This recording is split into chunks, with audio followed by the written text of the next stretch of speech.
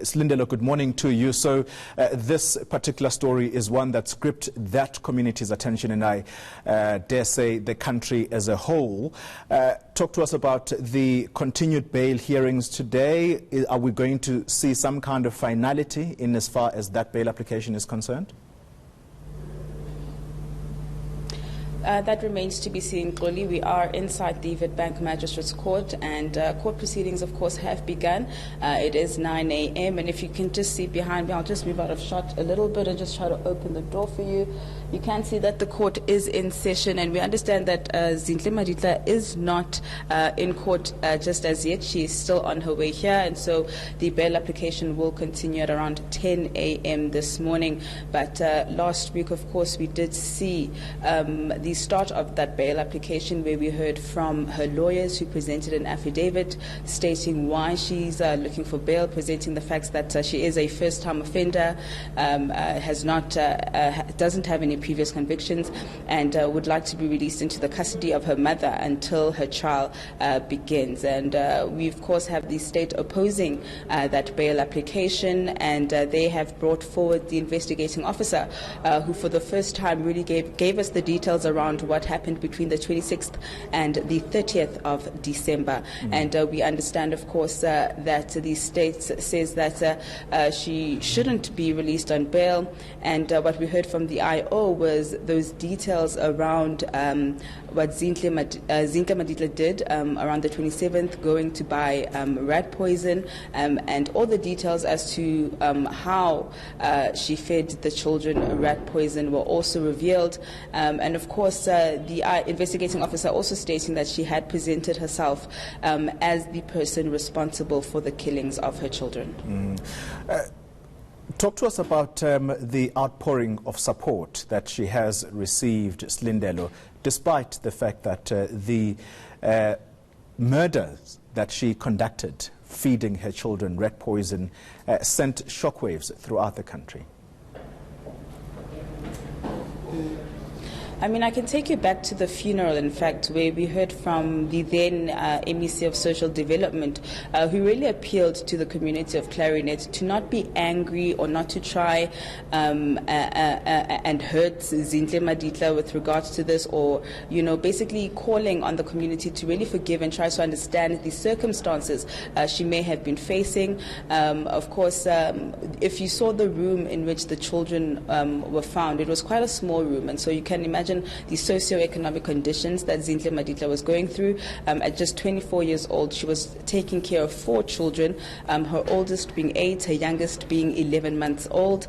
And so the socio-economic conditions really being brought forward, and we only know really of one active father in the children's lives, who is the father of 2 of the 4 children. We also understand, of course, that they had recently broken up, and that has possibly been cited as a reason because during the confession, what Zinhle Maditla told the police was that on the 27th of December, she had gone to go see the father of 2 of her children and found him with another woman. And so a variety of reasons have been brought forward, but her family, Xoli, has really been supporting her, and I think this is the point where I want to bring in my guest. I do have the grandfather of the children, Mr. Kevin Balance. The last time I spoke to you, I think, was around the funeral, but the family was still in pain, still in shock. We do have a mental assessment saying that Zinhle Maditla is fit to stand trial. How is the family doing, and have you been visiting her during her stay in prison? Yeah, we have been visiting her. We cannot just abandon her. Yeah, we have been visiting her at the correctional service, and she's trying to cope. And we as a family, we're trying to cope and have to move on with our lives and see what's the outcome of the court. When you visit her in prison, what does she say to you? What are her words to her family? She doesn't talk much. She just talk and just keep quiet. But she knows she has done mistakes, and she feels sorry for it. And if she could turn back to the time, she would do that, but she can't, and she doesn't. She knows what she has done, and she's fully responsible, and she wanted face whatever is coming to her. Yes, The last time we spoke, you said that the family didn't notice whether she was depressed or whether she was possibly not being able to cope taking care of her 4 children. When you speak to her, has she explained exactly what happened in her own words as to what made her do it? Has she given you guys an explanation? We always ask her when you go there, but she never wants to talk about it. She always shut us out. But she talks general things, but what happened, why she did it, but she doesn't want to touch that subject. Yeah, but in general she talks and she just says she couldn't take it anymore, stuff like that. And when you ask her and you push her to talk more about it, she doesn't want. She just shut you out and change the subject to another thing. So she just, yeah. And how is the father of the 2 children? I have not seen him in court. Has he come to terms with what has happened? I spoke to him this morning. He's coming now, right now. He'll be here, I think, around now. He's on his way here. So he will be coming to court today? Yes, he's coming to court. Right. And just to give us a sense of how the family has been coping. It's been a couple of months now.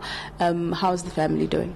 As I said before, we've forgiven and we're trying to move on, but they are coping. And yes, we just wanted to move on with the life, but we're trying to cope. And yeah.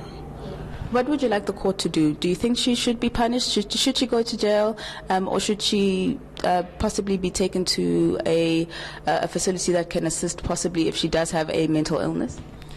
No, I mean I can't comment on that. But I wanted to just the kids deserve justice. Those kids deserve justice. I don't know what the outcome will be.